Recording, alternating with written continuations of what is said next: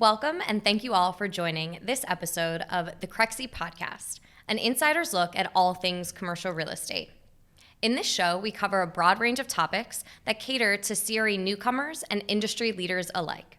I'm your host, Ashley Kobovitch, Regional Director at Crexi, and today we're thrilled to sit down with Stephen Preuss of RIPCO Real Estate.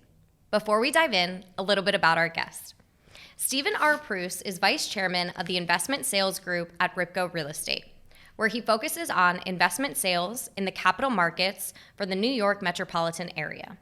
Stephen joined RIPCO Real Estate in 2021 as the highest producing investment sale broker in Queens and one of the highest capital market producers in New York City. Stephen's team consists of highly experienced members, including several partners, senior brokers, an entire support staff with the expertise in the New York City and outer borough markets, and marketing and analytical professionals. Over his nearly 20-year career, Stephen has produced an ambitious track record with over $5 billion of investment and commercial real estate transactions, while consistently performing over 500 yearly property valuations. Throughout his tenure, Stephen has sold over 500 properties and exclusively handles over 100 listings annually. Stephen is widely recognized as the #1 top performer in Queens and Brooklyn and a leading broker in New York City capital markets. He is a major contributor to multiple major publications, including Commercial Observer and The Real Deal, among several other regional and national publications. In addition, he is a regular speaker and panelist on several prestigious panels, including Commercial Observer, Brooklyn Queens Forum, and BizNow. Stephen is a board member of the Queens Community House, executive board member of Queens Chamber of Commerce, and a main contributor to several other non-for-profit organizations, including the Long Island City Partnership, Greater Flushing Chamber of Commerce, Chinese Business Association, and Chinese American Planning Council. Stephen, welcome to the podcast. Thank you. Pleasure to be here, and I appreciate that very thorough background. Awesome. We are so excited to sit down with you. We know we just covered an extensive background, but we'd love to hear a little bit more from you. So, love to hear some career path, lessons learned along the way. Let's start at the beginning. How did you first get your start in commercial real estate, and what drew you to your current focus? Sure. So, when I went to college, I was always had my foot on the gas. I wanted to get it through college and started making money as quickly as possible. So, when I finished up my studies, I ran right to Wall Street. Nice. I was able to partner up with a senior producer. Spent 2 years on Wall Street raising capital, learning the ins and outs of, I guess, the first stage of my career and the equity markets. In 2 years, I did pretty well there, and I was able to save up enough where I always wanted to go into business for myself, really fulfill my, entrepreneur need and focus, and that's what I did. So after 2 years on Wall Street, I took the capital I made there, and I started buying and building businesses. I had a number of different businesses at that point in time, some franchises, some food, and I ran those first tranche of businesses for a few years. I was able to package them up and sell them, and I did. And I was about 24 at that point in time. So I said, what's next? So I looked back into that first piece of my career. And the most enjoyable part of it was the real estate part. Finding locations, negotiating leases, talking to landlords. I think I did pretty well with it the first time around, with the first several that I handled. And I said, listen, I want to go into real estate. And at that point in time, I was looking into residential, and that really wasn't a fit for me. I'm more of a numbers guy. I went to school for finance, and I really wanted to continue down that path. So commercial real estate seemed like the best fit. At that point in time, CoStar had the top 10 real estate companies in New York City. I took that list. I met with every single one of them.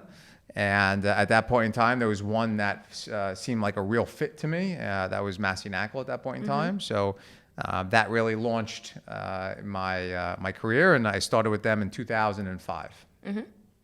Absolutely. I love that. I think that was a great overview for our listeners. I love that you said that you wanted to get out of college as quickly as possible, right? So did I. I graduated college in 3 years at the age of 20. Everyone looked at me like I was crazy, but I was just so excited and anxious to get into the workforce and to make as much money as possible, right? That's why we're all in sales. So talk to me a little bit about where that hunger comes from, right? You talked about a lot of different things, the finance, going into Wall Street, joining Macroeconomic, of course, obviously huge mentors and leaders in this space. So maybe what were some lessons learned early on in your career, throughout your family potentially? Where do you come and kind of get that fire, so to speak, to get everything started? What were some early lessons that kind of shaped your career path today? Give us a little insight. Sure. So, I grew up in Levittown in Long Island. I wasn't surrounded by a lot of, in a sense, business, very successful people. My grandfather came over, opened up, a trucking company. And, my father took that over, and now my brother runs it. And, it's a tough business. They worked hard. And I always wanted to take the next step and really build something, a little bit larger, really, go towards the financial route. I learned, my business ethics from them. And I really took that, going forward. And I was able to surround myself, with successful people or ambitious people. From a long time ago, I was, always into sports. I played baseball and basketball at a high level all the way through high school and college. So that camaraderie and that really sports background and my success in sports really pushed me to continue that mindset as I went into business. Sure, absolutely. I love hearing about people's why and where the kind of that passion and fire comes from. So early on in your career, who were some of the biggest mentors that you looked up to and kind of learned some invaluable lessons from? Sure. Mentors is a strong word. I guess early on, with Macroeconomic, there was a lot of successful people there, and I was able to, really learn the business properly, through their training program. I learned just as much what to do as what not to do, I guess, depending on, who I was, working with on particular transactions. So I always kept my head down. I took what I can from people as far as learning experiences went. But, I always had, a very structured vision on, what I wanted to do. I was always very focused at the office. So I guess I took little tidbits and bits from different people, but I always had to focus myself as far as to be able to push myself. Absolutely. So one of the things that you touched on is learning what not to do. I love that. I think that seeing other people's mistakes or even the mistakes that I've made have actually propelled me and have been invaluable as learning lessons in my career. So are there any favorite mistakes that have happened to you personally that maybe you didn't see were an opportunity or just maybe really was a lasting impact on you? Sure. So I worked so hard to achieve every, next threshold of my career. I guess my biggest mistake or delay was really delegating. The first 10 years of my career, I did not hire a team. For people who know me in the industry now, I have a very large and very, very strong team.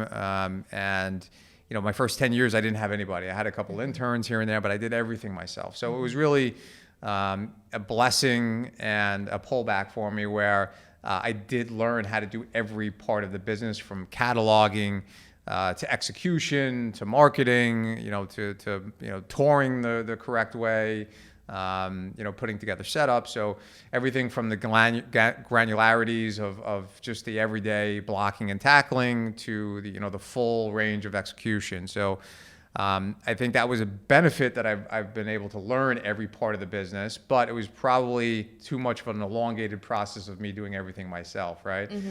Maybe if I spent the first 3 or 4 or 5 years doing that and building a team, that would have got me to, some of the, next, levels of my career a little bit quicker. So I guess that delegation point, just putting your faith into people, bringing the right people around you took me a little bit longer than it probably should have.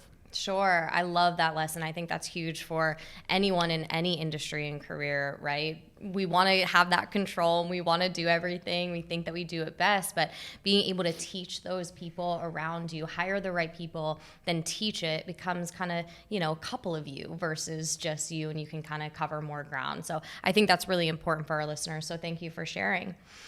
Moving into any daily practices that you have that make you so successful. You've done a ton throughout your career. So are there any daily habits, whether that's commercial real estate related or otherwise, like meditation or working out, that you make sure that you do every day and put into your calendar? Sure. I'm a highly structured person.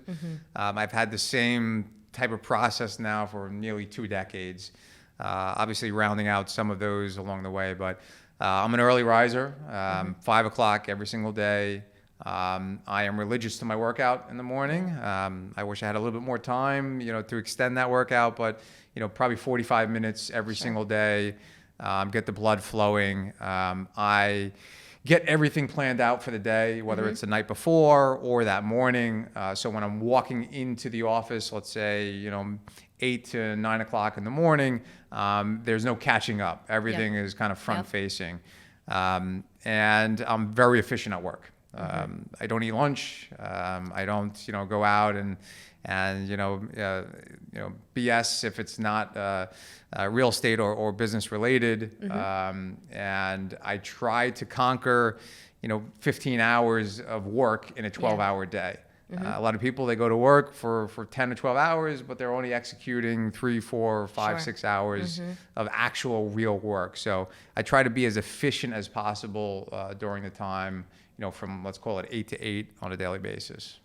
I love that. A couple of things there. I think that waking up at the same time every day is so crucial, right? There's so many science-backed studies based on your circadian rhythm and, not just waking up at 5 a.m. during the week, but also on the weekends, and making sure that all of that is there. Your workout for your mental health and then for your self-discipline, I think, is huge as well. Planning out your night the day before or the morning of, making sure that you're structured and as efficient as possible. Really, really good stuff. Thanks for sharing that for our listeners. Kind of coming into the early days of starting your New York City-centric firm. Obviously, in 20 years, you've led the transaction of over 700 properties before joining RIPCO, which is just so impressive. So what are the early foundational practices that you put in place to build your team once you started to build that, right? What were some of the essential building blocks that contributed to your success? So market-focused or some of the individual strategies that you just talked about today? Sure. As far as building the team, I'm aware of my strengths and I know where my weaknesses are. I'm a producer. I'm not the best manager, but I'm highly focused. I know how to execute. So I started filling in some of the gaps where I knew that I needed some additional focus. So administratively, I hired somebody first to really to oversee and run the team. I needed a right-hand person, kind of do the blocking and tackling so I can do more front-facing and execution work. So I brought that person in next. We needed some more analytical help next, so I brought in an analyst. And then lastly, we needed somebody more with kind of modeling and more focus on some of the granular nature of the business, and I brought, that person in. I really took those, first several people, and we built the foundation of my team. They're actually all partners of mine at this point in time. They grew up in the business with me and been with me, for between 7 and 10 years. So that was the basis of the team.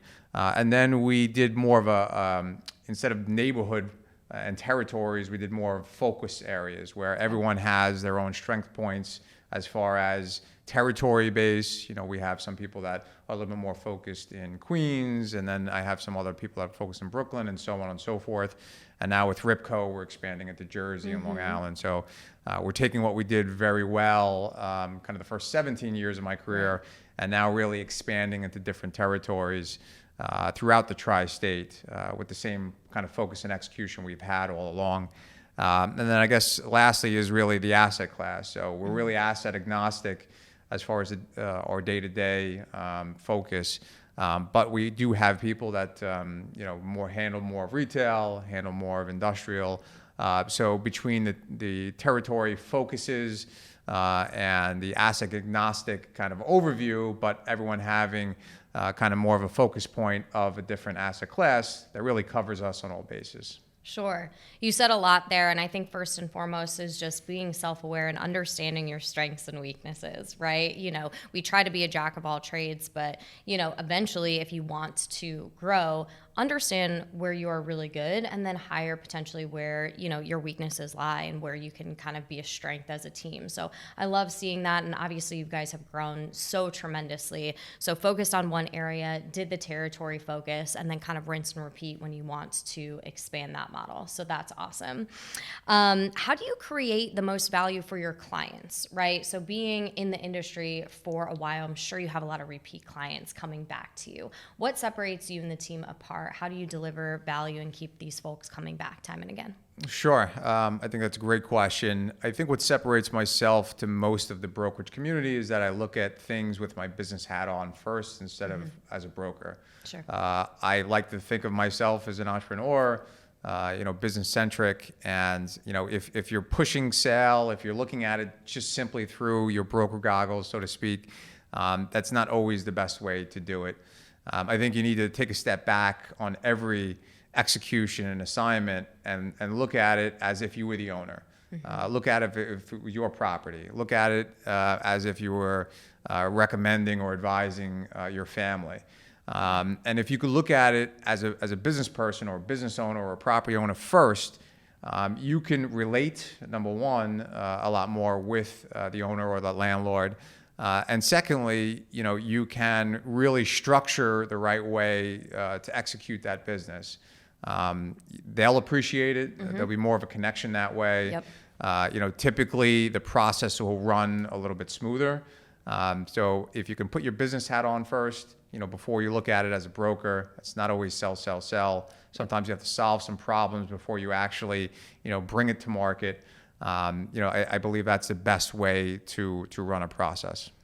I think that's so important and can translate into multiple different things, right? Kind of understand who your customer is, who your client is, be prepared to come with that empathy and put yourself in their shoes, right? What would you want to see if you are this business owner? How would you approach that? So I always say that to my sales team, right? Imagine you were on the other side of the sales call. How would you want to be treated? What approach would you want to get if you had all of these, pain points or things like that? So uncovering it and truly being that consultant is huge, I think. So thanks for sharing. Coming in, I know you've done a lot of transactions over the years. So is there a favorite transaction that you can share with our listeners? What made it unique? Why is it your favorite? Give us the details. Well, my favorite transaction is always my next transaction. But I love that. We've had a lot of them. To date, we've closed 782, so it's a lot to choose from. But I think a couple that stand out, more recently, I guess in the last 2 years since I've joined RIPCO, we put together the bus terminal in Jamaica transaction, where that was a several-year process, which tends to be my norm, very, very difficult and structured and long process. But it was a 3-acre site in the middle of downtown Jamaica, one of the largest transit-oriented development sites that has sold in the last several years in the borough of Queens and really the outer boroughs. There was a lot of twists and turns. There was, to start off with, I think 47 shareholders of the property on the ownership side. So, that took a lot of in the kitchen. a lot of hand holding, a lot of conference calls, Sure. a lot of explanations, which is fine. And then the process itself, there was about 70 different tenants. There was the Jamaica bus terminal there, so the New York City bus service. So we had to deal with the Department of Transportation. There was environmental issues. There was COVID in between the transaction as well that put an 18-month pause on the development and the overall sale process. So fast forward 7 years from start, 4 years of execution and transaction and contract time. We were able to finally close that last year for about $50 million.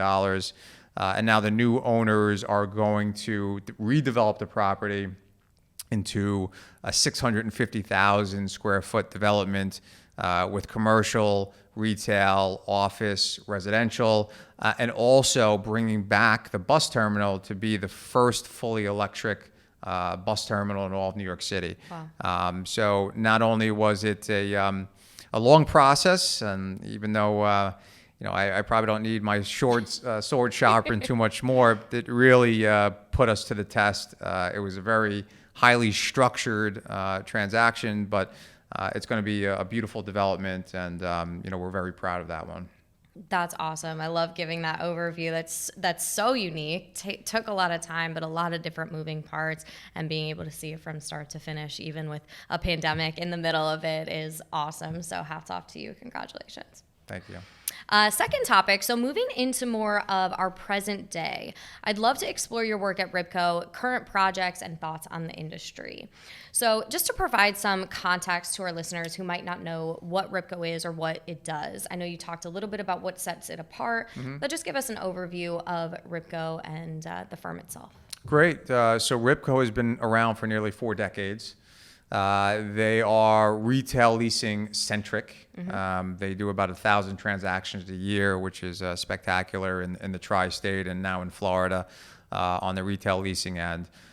Really strong company, and that was really one of the really biggest deciding factors of me joining RIPCO. I was in one seat for 17 years before I joined RIPCO. So when I was making that move, I wanted to make sure this was going to be the last move, and I really took a lot of time, even though I'm a pretty focused and make my decisions pretty quickly. This is something I spent a lot of time on, but there was one clear choice for me at the end to join RIPCO, just because of their longevity, their success.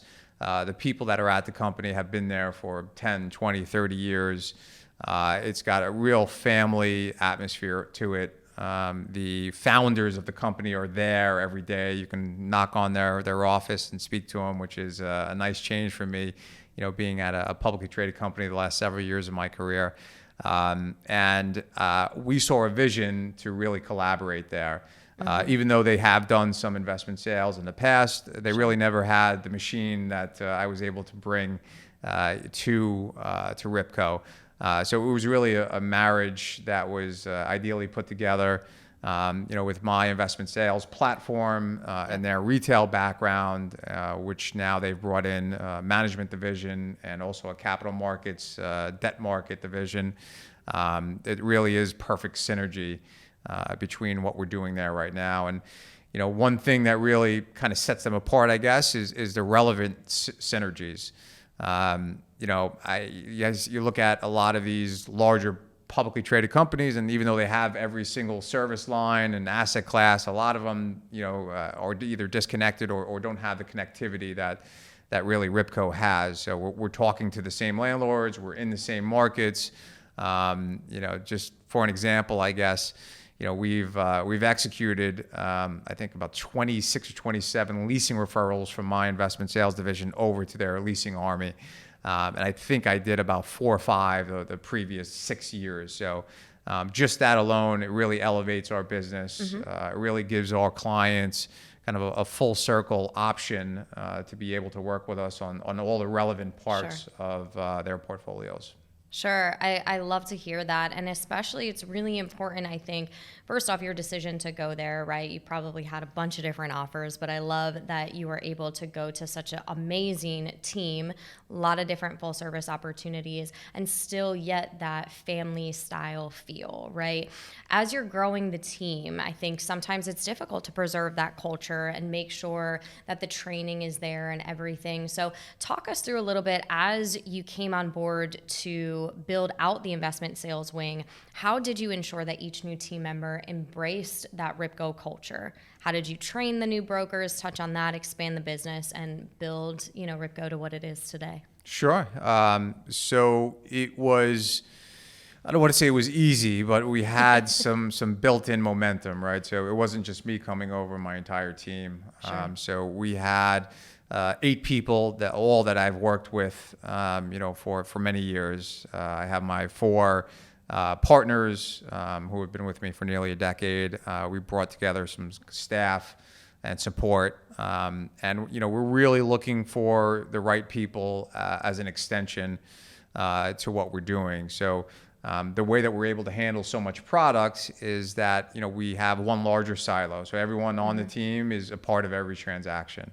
Nice. But the way that we're able to handle 100 exclusive listings or $1.5 billion in property at any given time is that we've created sub-silos for my 4 partners. So each of them have the proper associates and junior brokers under them or next to them, all under the larger silo. So each of them are handling $200 or $300 million of product at a time in the middle markets in the tri-state. So we're able to bring on a fair amount of people where they can run their individual teams under one larger umbrella. And the experience or the ambiance, the atmosphere of us is one larger team. So it's not like putting new entries into the market into a floor of juniors, right? We all sit next to each other. We all have an open concept. We all have an open bullpen. So somebody coming in can sit 10 feet away from me, and they can learn more in 2 weeks of just listening, through the transactions, as far as how to speak to people, who's the buyer, who's the seller, and really absorb. Really 2 weeks of information with us is really like going through 2 months or 2 years in some respects of training programs that you have, in a classroom, and not, experience to the whole transactional process. So, we run it as one larger team. We have those sub-silos. Everything's done in an open bullpen. And hands-on training, we believe, is the best. And that's how my, junior partners have learned. And, that's how all the new people come in. That's how they learn also.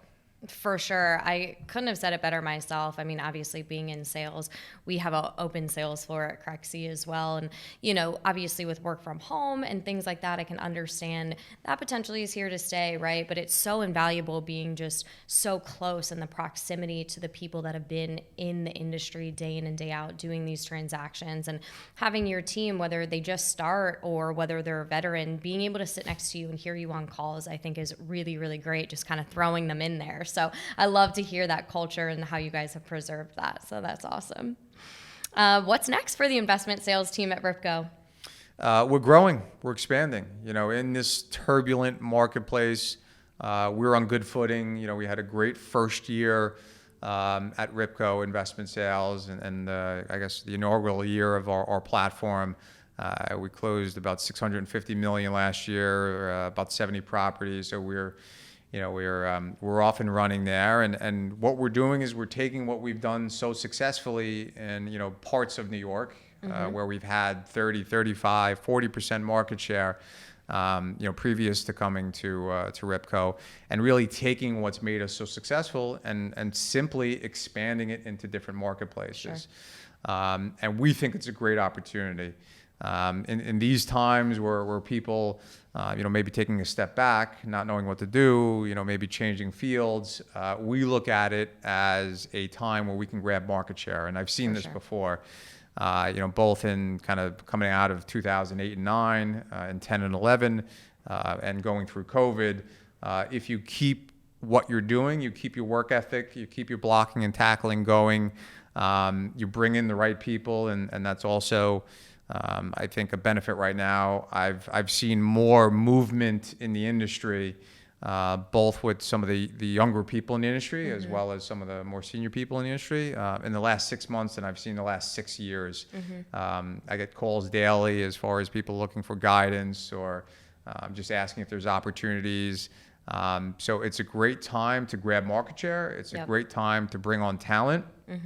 And we're expanding it now through Jersey, through Long Island, through Connecticut, Manhattan, Upper Manhattan, Queens, and Brooklyn. So it's exciting for us, and we're embracing the times, and we think it's going to be a real benefit for us long term. Absolutely.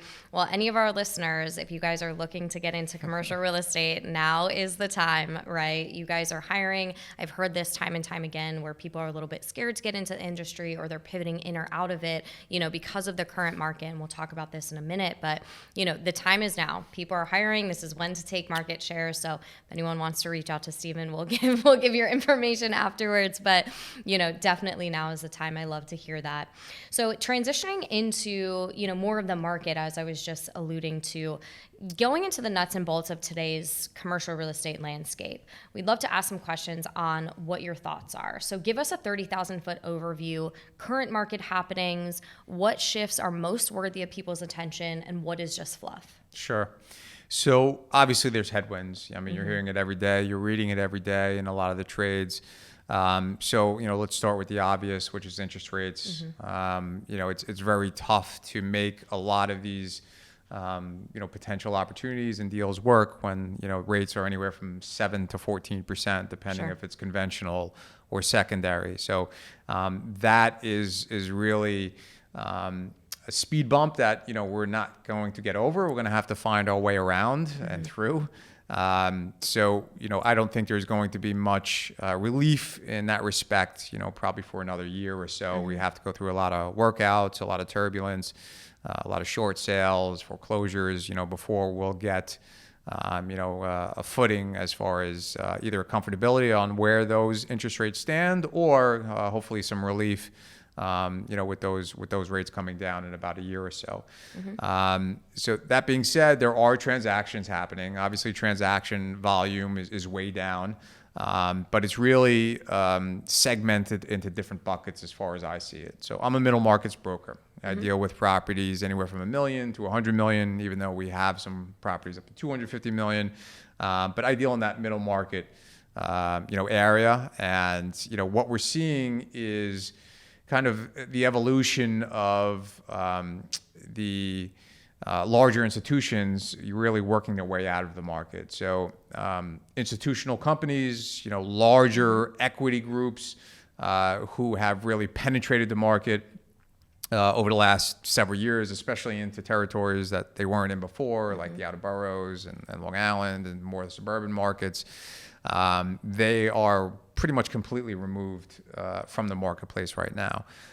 So what does that do? That brings kind of the larger price point, out of play, because they were the ones pushing, 30, 50, $70 million transactions, where more of the family offices and the generational buyers, would, I'll use an equities term, would really move the small and mid cap properties. So the under 10 million, the under 25 million.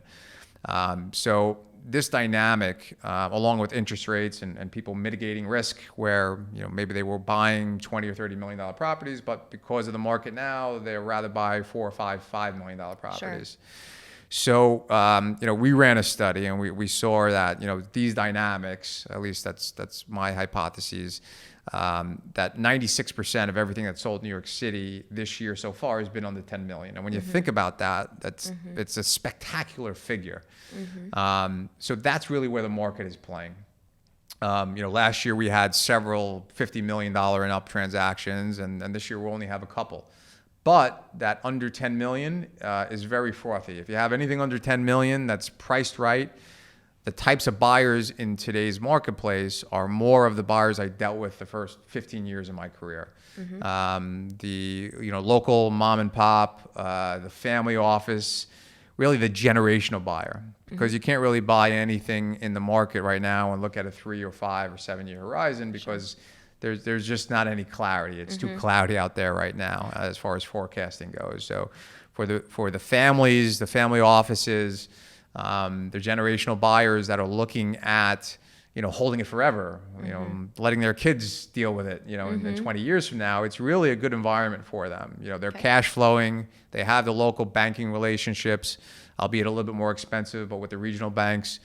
Those are the groups that are now pushing the envelope and are buying, they're buying product that's 15% less than what they would have bought a couple of years ago. And they're competing against, 2 or 3 people instead of 20 or 30 people that are syndicating. Right. So I think that's going to continue to push the market. And I think one really strong evidence of that is in 2022, it was the first time that private capital outpaced institutional capital, which is, I think, just starting. And I think that's going to be even more of an imbalance the next year or two. Sure. And thanks for that overview and insight. I appreciate you sharing that. And I'm sure so do our listeners. You gave us a little bit of an insight into what some of your predictions are moving forward, especially with the private capital money. What are maybe some surprising or controversial thoughts you have about the current market or moving forward, if any, that you'd like to share with us? Sure. I think, Retail is going to be a market mover, especially neighborhood retail. Retail, went through a lot of turbulence and still is being kind of remade into, the new age retail. But overall, I think a lot of these areas are under-retailed. I think retail is changing from big box to more experiential. And I think that we're right in the midst of kind of a retail revolution. And it's not a bad thing, it's a good thing. So I think retail is going to drive a lot of the percentage of activity over the next few years. I think, and I'm, a lot of my business is development. I would say probably half of my business is development. I think that it's a good time right now to buy land. Obviously, people can't buy land and build rentals right now for residential because of the lack of the 421A or tax abatements. But I think overall, if you have patient capital and if you get some covered land where you're buying the land and you're able to kind of rent it out or park cars on it or just create a little bit of a cap rate return, I think that if you can buy residential driven development land and you can get it for 30, 40, 50% less than what you were paying a few years ago and you have patient capital, I think that's really, somewhere where a lot of people are going to make a lot of money and smart decisions, taking some calculated risk, going against the grain. So I think that retail avenue and, patient capital on residential development sites, albeit, I guess, controversial to use your words, is probably going to pay off to be a very good investment for some people. Sure. I appreciate you sharing that with us. Now let's dive a little bit deeper into that. So specifically looking at New York, which obviously was hit hard by the pandemic, what activity do you see happening in different asset classes? So I know we were just kind of talking about your predictions potentially for retail, potentially land. What are the different asset classes, industrial, retail, office? What are currently your predictions for New York or what's happening now? So dive a little bit into that for our listeners here. Sure. Yeah. So we touched on the retail and the land development. Industrial has been a hot sector. We've sold a heck of a lot of it in the outer boroughs the last several years. That's going through a resetting as well. A lot of this industrial, whether it's developments or in-place bricks, pricing was just incredible a couple of years ago. And I think that's resetting because there may not be as many tenants in the marketplace as people thought. And that's what happens when you have a hot industry. You have capital, going after it. And if capital is going into those syndicators, they're going to spend that money on that asset class.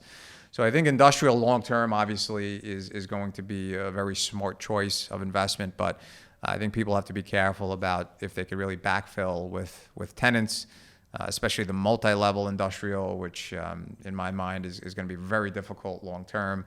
That's still not a proven business concept. So I think one-story industrial, last mile logistics, is here to stay. There's a lack of it. I think we lost about 15 million square feet of industrial or M zone property in the last 2 cycles that was rezoned into residential. So there is a lack of it. So you just got to be careful on the price point and just be real careful about kind of building something on spec without a handle on the local marketplace as far as how many tenants there are and what they're paying. Office, I I don't know. I mean, that's the magic question right now on if it's going to come back.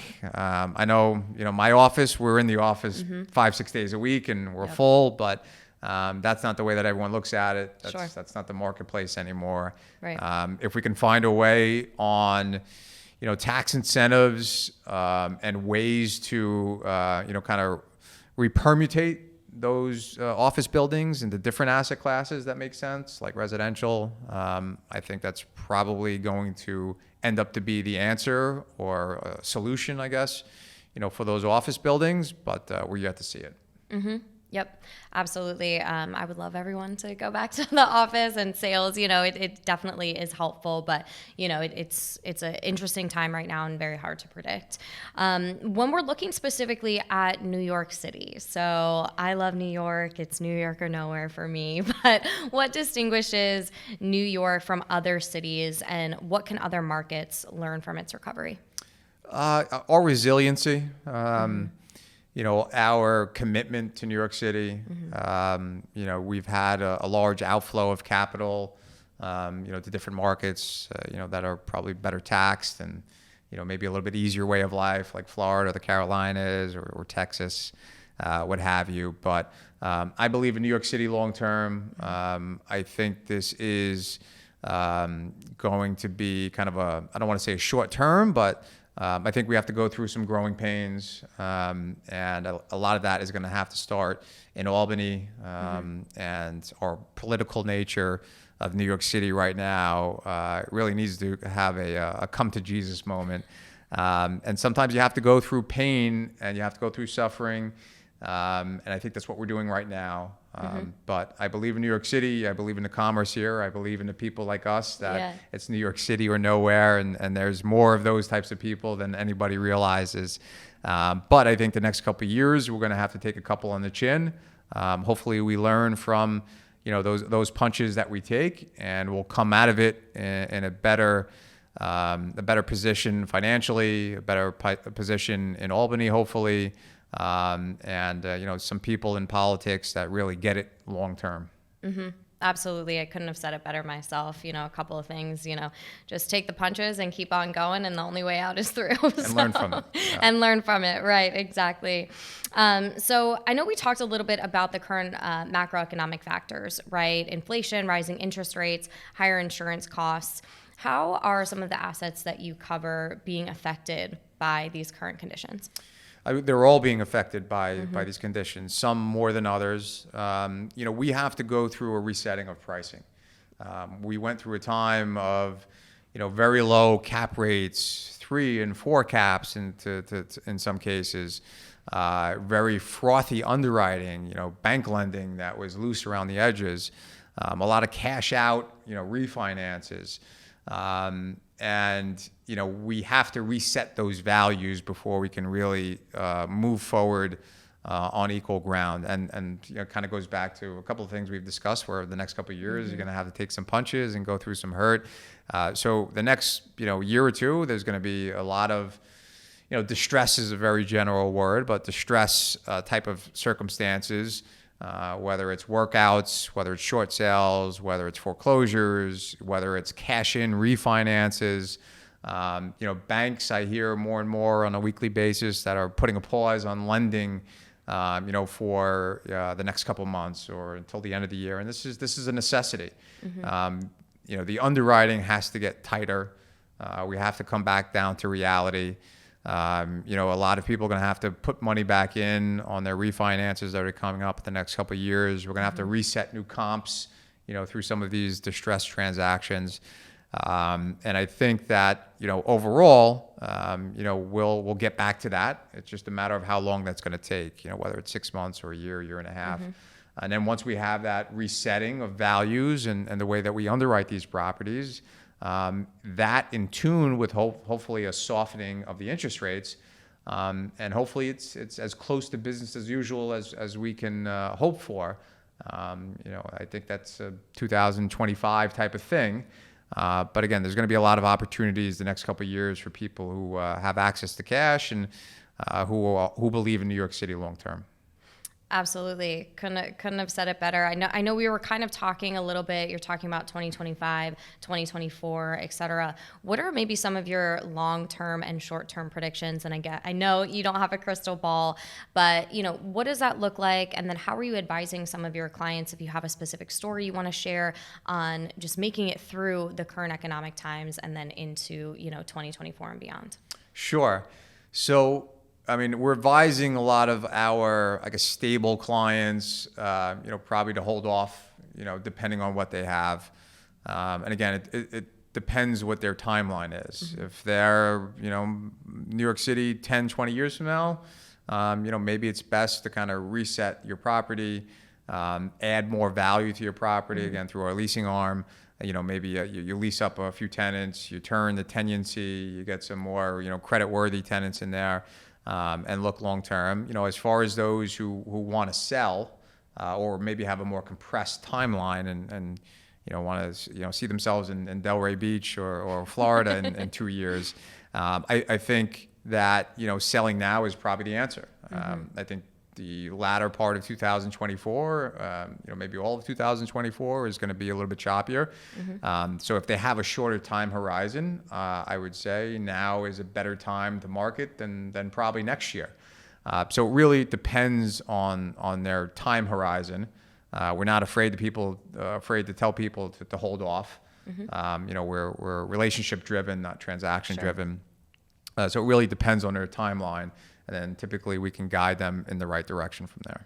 Absolutely. And I think it's really a case-by-case basis, which is why working with, firms such as yours or yourself, right, specifically is so important, because just having that value that you add to your clients and having really that advisory perspective comes in key. Now, for some of our listeners out there that are in this space, any general advice for them, either from the buy side or the sell side? I know it's a lot. I think having the right team around you, having the right advisement team, having the right broker around you, having the right accountant around you, having the right attorney around you, now is unprecedented, right? So I guess there's some, shoots that you can see that, you can link back to some of the other ups and downs in the marketplace. But it's unprecedented for the most part. So what we're seeing is a lot of people going to their most trusted advisors. In good times when things are functioning in all cylinders. Maybe they'll have 3 or 4 attorneys or a couple of different accountants, 5 brokers that they deal with, because it's a little bit easier to transact. Sure. You don't need the experience or the advice as much as you do now. So what we're seeing right now is that people are going back to their most trusted. Yeah. Maybe spending a couple extra dollars on the right attorney, on the right CPA or accountant, going back to the 1 or 2 brokers that have been in the business for 20 years, as opposed to maybe the new person coming into the marketplace, or maybe someone who hasn't seen a downturn. Right. So get the right team around you, get all of the information that you can make an informed decision, and then typically you can execute the right way. Absolutely. The team that you surround yourself with is so, so important. Knowledge is power, right? But just making sure that you're surrounded by the right people. So if anyone is looking for a team out there, please call Stephen and RIPCO and all of them. They're fantastic. So moving into some rapid fire questions. Given your background and expertise, I'm sure our listeners would love to hear a couple of questions that we have for you. So first and foremost, if you were given $50 million today and you had to invest it, where would be your location, what go-to asset type, and why? Easy. I would go towards what I referenced before, which is residential development land. Maybe not to develop now, but I would take advantage of the compressed pricing. I would buy in secondary and tertiary areas. Maybe not, Park Avenue or Madison Avenue, but maybe in, some of the, areas that maybe haven't switched over into an emerging area just yet, in Brooklyn or Queens, some parts of Long Island and northern New Jersey that really haven't, maybe caught their stride yet. So residential driven land, I would, if there's a building on it, I'd probably knock it down and bring down my tax base and try to rent out, for the next 3 or 5 years. Hopefully by then, we'll have some tax incentive situations for us. The market is better, interest rates are down, and maybe you can achieve 30, 50, 100% on that investment. So residential developable land. Yep. Perfect. I love that. Second question, and I promise, Stephen, this is not a trick question. What is your favorite tool or software used on the job? Well, I mean, it's got to be Crexi, right? He got it right. But I'm going to go with a more archaic answer, the phone. Yes. So I built my business on the phone. Yep. I love being on the phone all day. That's how I'm built. Mm-hmm. In a world where it's tough to get FaceTime with people Yep. because everyone's doing, Zooms and things of that nature. The phone is my best weapon. Sure. I like to tell, the guys and girls that work for me, who kind of fall back on their emails. Mm-hmm. Making one phone call is like sending 30 or 40 emails. So get on the phone, have some connection with people. And dial that phone 50 to 100 times today, and you will have good things happen. I absolutely agree. Cold calls are not dead. Everyone, you've heard it here first. That absolutely going and making that phone call just shows up so much better. A lot of people can hide behind the computer and hide behind the email. And, sometimes that's definitely effective, not ruling that out. But picking up the phone and contacting someone, hearing their voice, having that conversation, or better yet, meeting them in person for a coffee or a cocktail or something like that just goes so far, especially in this industry. So I love hearing that. It's not archaic to me. And last but not least, what is the most common misconception about your job or industry? That it's easy. I believe we have a 97% fail rate. Sure. Within the first 3 years. Yep. And then I believe within the next 2 years after, we have like a 99% fail rate. Yep. As far as people living the industry. So it's not easy. It's a grind. There's no shortcuts. Right. You can't do everything on social media. You have to go in. You have to meet people. You have to grind. You have to build a business. Expect not to get paid for a year or two. Sure. You can't do it all on your own. The days of kind of sole proprietors and just going out there and doing it yourself, those days are behind us. So you got to join the right team, among a couple other things. But it's a grind, and there's a reason why you see the same faces in the industry over the past 20 years because, it's a lot of hurdles, daily hurdles. It's mentally challenging. And a lot of the people that you see in this industry today, they have a special gift of being able to handle an extraordinary amount of aggravation. So it's not easy. So I think that's a misconception. For sure. Absolutely. Success, it really takes hard work. There's the big iceberg underneath where people just see the upward trajectory of success and sometimes fail to see that hard work. So I think it is that grind and important. Most people quit before they actually see it, right? So making sure that you're putting in that work and that time every single day, using the discipline and things like you use every single day to get to where you are. So thank you so much for sitting down with us today. I know you are so busy, so we genuinely appreciate taking the time to chat with us. If our listeners want to know more, they want to join your team, how can they get in touch with you? Sure. They can email me at srp@ripconewyork.com or ripcony.com rather. And my handle is at Ripco Investment Sales. Amazing. And then before we let you go, any other parting words, anything else that you want to share with our audience here today? We covered so much, and I enjoyed our conversation. You did a great job. I appreciate Crexi, and go New York. Yes, I love it. I love it. Thank you again, Stephen, so much for sitting down with us. And thank you all for joining us, for everyone who tuned in today. If you enjoyed this episode, be sure not to miss the next one.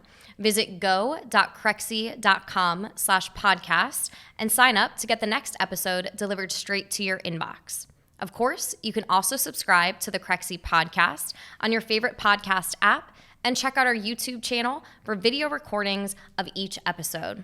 Take care and be sure to tune in next time.